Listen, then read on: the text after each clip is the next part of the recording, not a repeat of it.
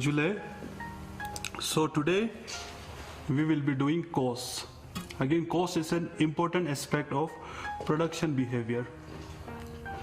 Now generally in economics we use a different concept of cost. At a higher level you can see that cost itself will be two types. One is implicit cost and the second one is explicit cost.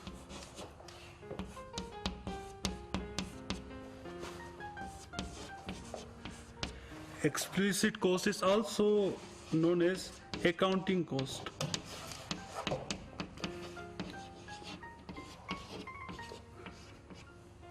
Whenever we are talking about cost, we include both implicit and explicit cost. By explicit cost, we means the cost that is incurred on raw materials, labor, capital. For example, for raw materials, you will be purchasing raw material. You will be also giving wages in return to labor. Then for capital, you need to pay interest. So all these costs that is incurred on paper will be called explicit cost. But in reality, it could also be the case that a particular entrepreneur or a particular producer might be using his own labor or his own resource. So how to calculate that is an important question. For example, me being a teacher, I might be having two options. First is I might be working on as a teacher, so I will be getting say 5,000, say 50,000, whatever, 50,000 rupees. But in that place, suppose I am starting my own business, and for that I might be employing labor and some raw materials. But I am using my own labor and at the same time my own expertise, or you can say the place where my factory is installed. So over here I will be paying explicit cost, but at the same time there is cost for my own labor and resources. Now that will be implicit cost. So explicit cost itself is, you can say, cost of raw materials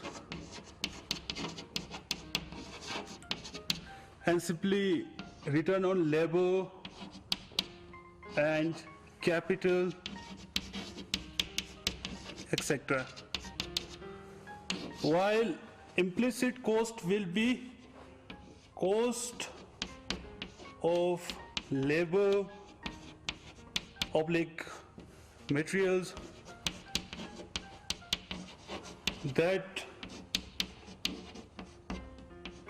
an individual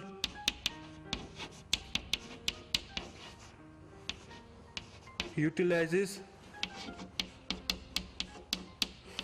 or utilize in production.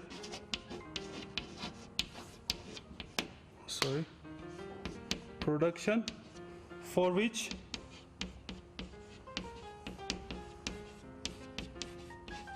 there is no return, because the factor is owned by the individual itself. So over here we use another concept which is called opportunity cost.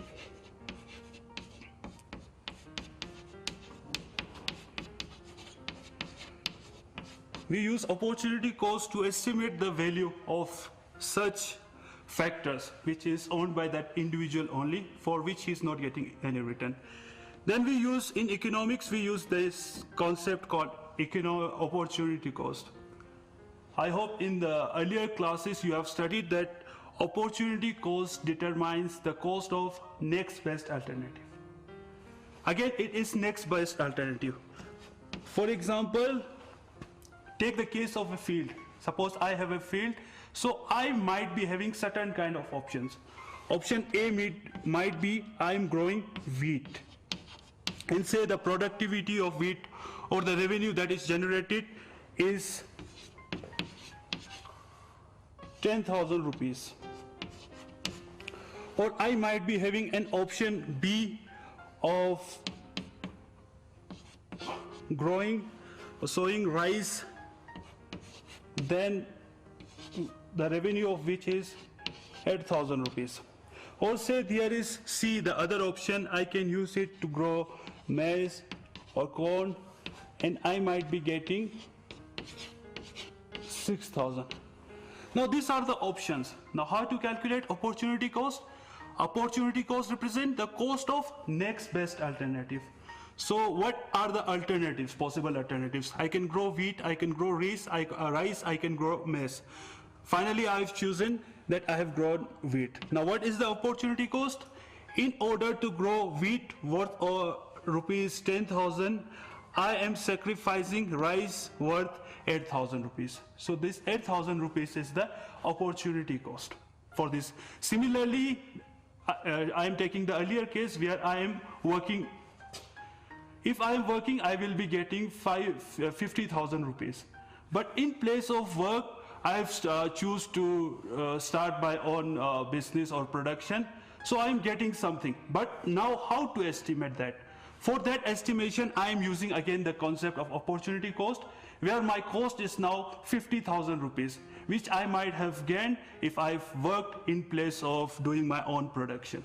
So similarly now, whenever we talk about cost in economics, we use both the concept. That is, cost over here represents both implicit cost and explicit cost. Now like production, again, while understanding the concept of cost, we use the time factor. So that means, again, we have something called short run and long run. As we have seen earlier, that short run is basically a period when at least some of the factors are constant. That means we can only increase by your production by employing more of those variable factors. Similarly, now here also, whenever we talk about cost, cost can also, like total cost in the short run, basically your total cost can be also divided into two components. One is your total fixed cost, and the second one is your total variable cost. Now, as far as fixed costs are concerned, it includes all those costs which are fixed. That means even when you have zero production, or whether it be 100 units of production, your cost will be same. Now it includes cost of your factory, the rent, similarly the cost that is incurred on machines and tools that you are employing, and the cost of your permanent employees. All this will be your total fixed cost. Total fixed cost, even when your production is zero, you have to incur those costs. Second is your variable cost, total variable cost. It includes all those costs which increases with production. For example, it could be cost of your raw materials that you are employing. Similarly, it could be cost of your labor that you employ on daily basis, and vice versa. So as a whole, we have two components of cost in the short run. Now look at this graph. This graph shows those total cost curves. First is this, your total fixed cost. Now again, it's fixed. Even when you have zero output, one output, Q1 output, it will be fixed. So it's completely a horizontal line, straight horizontal line along your x-axis. And second is your variable cost. Variable costs are those costs which vary or which increase with production. So initially when you have zero output, you have only fixed cost but not variable cost. Then as you increase your production, your variable cost also increase. Now as far as its shape is concerned, initially it increases at diminishing rate. After that it will be a constant, but it will increase at a constant slope, and then eventually it will increase at an increasing rate. Now if I vertically add total fixed cost with your total variable cost, you will be getting this total cost curve. For example, at Q1, at this point, this will be your total fixed cost. And this will be already your total variable cost is given. I'm simply vertically adding this component. So this component is nothing but at each point it's total fixed cost. So when we vertically add your total fixed cost with total variable cost, you get this total cost curve, which has an upward sloping. Now the second component is your average cost. Now what is average cost? Average cost is simply like total cost divided by number of products, Q. So this will be your average cost. For example, now you have one is average fixed cost. What will be average fixed cost? It will be simply total fixed cost divided by Q, where your Q stands for number of outputs that you produce. And similarly, you have AVC. AVC stands for average variable cost, which is nothing but your total variable cost divided by number of quantity produced. Now again on this graph we have figure 3.4, which shows the shape of your average fixed cost. Now as far as average fixed cost is concerned, the shape will be like rectangular hyperbola, about which we studied earlier also in our earlier classes.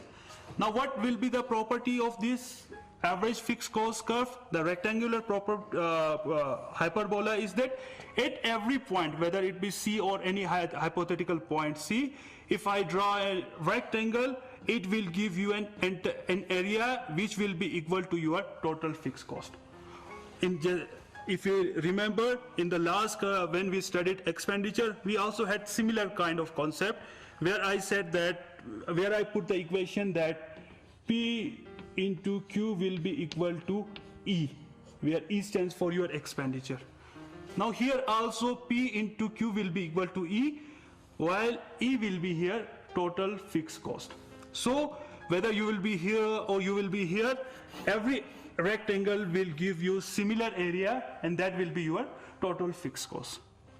Now here also as far as average variable cost also, at point Q naught, at point B, we are getting this area. Now what this area represents? This area represents your total variable cost, but at Q naught level of output. Similarly, when you are here, then it will give you another rectangle which might be different from it. It will give you the total variable cost at hypothetically say Q1 unit of output. Now again, when we look at the shape of average variable cost, it will be like a U shape. Initially your average variable cost will decrease, and after some point it will increase. So it's like a U shape. Now the next is your shape of marginal cost and average cost curve.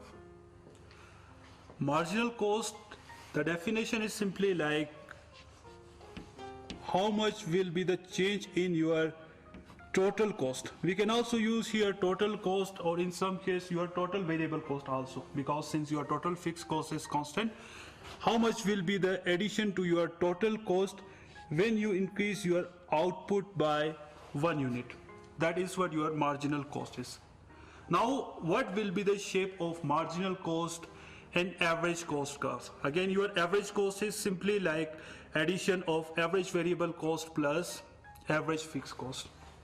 Now the shape of marginal cost is generally U-shaped, and the shape of average cost is also U-shaped.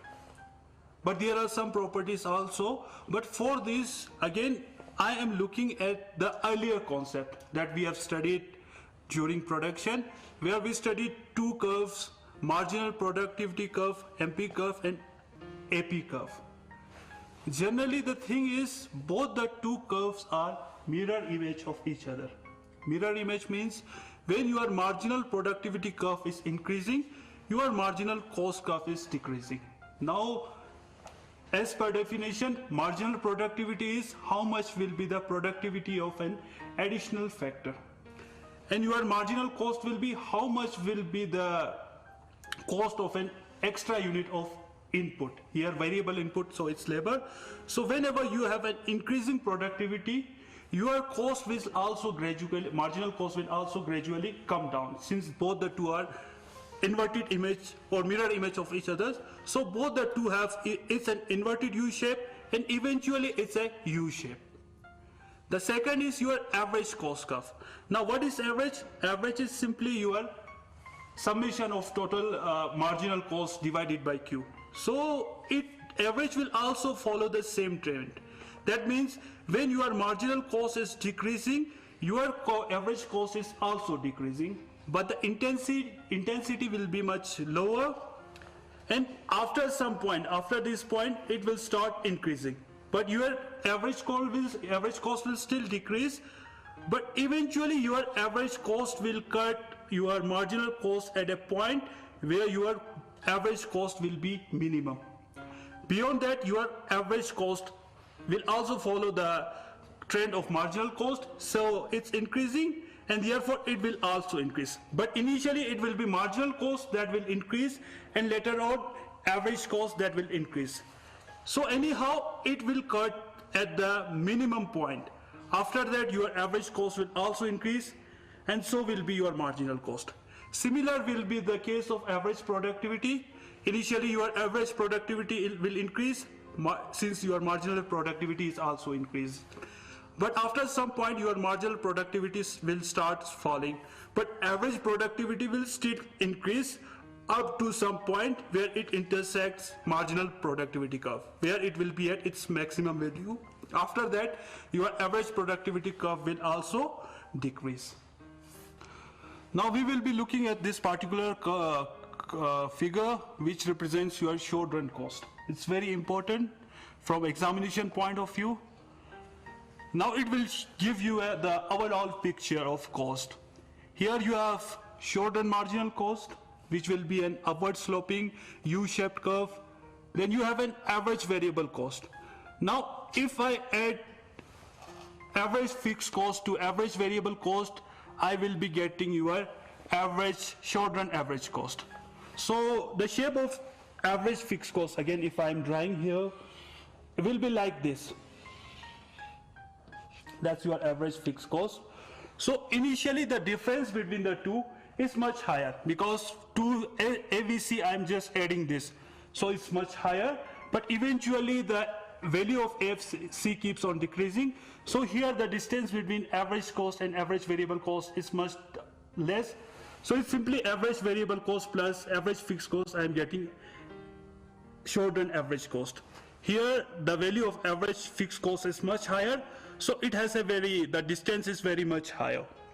Again it will be intersecting initially at average variable cost at that particular point where it's minimum. That means beyond Q1 your average variable cost is decreasing. After Q1 your average variable cost is increasing. Similar is the case with short run average cost. Before Q2 your average cost is decreasing, and after that your average cost is, after Q2 your average cost is increasing. So the last major topic is your long run cost. Again in production you have studied return to factor that describes your short run phenomena, and return to scale that represents your long run phenomena. Both the two concepts are related. Now again, what is long run? Again, as a recap I can say that long run represents that particular epoch or time period when all your variables are, all your factors are variable. That means you can increase the size of your plant, you can do whatever you want. That means you have only variable cost and there is no fixed cost.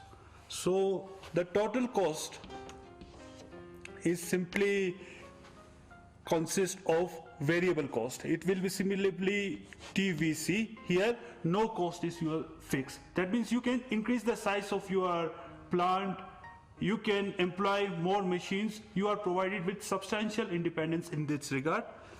Now here if I look at average cost is simply your total cost divided by Q. Now Q represents your total output. And similarly, when I calculate marginal cost, that is your total cost at Q1 minus total cost at Q0. How much is the change in your total cost when I'm increasing your output by 1 unit? Now I'm coming to this curve which represents the shapes of your long run cost. Now here you have only one component as long run average cost. Since there is no variable cost or fixed cost, so only we have one cost. The shape is like initially from initial point to M, this cost curve is decreasing. And after that it is constant for a moment, and then this cost curve will increasing. And as far as marginal cost curve is concerned, again it will be an inverted U shape. The other important property is that this marginal cost curve will always cut your average cost curve at its minimum possible value. Second important thing is, initially from this point to M, your cost is decreasing. Cost is decreasing. The reason is that you are having an increasing return to scale, or IRS. And here to a brief moment you will be having a constant return to scale. That's why your cost is also constant. After that your cost is increasing. It represents that you are having a decreasing return to scale. That's why your cost is increasing. And this will be your marginal cost. The two intersect at M, where this point will be the point where you are having cost minimization. So from this is the last major topic. Again, as a recap, we can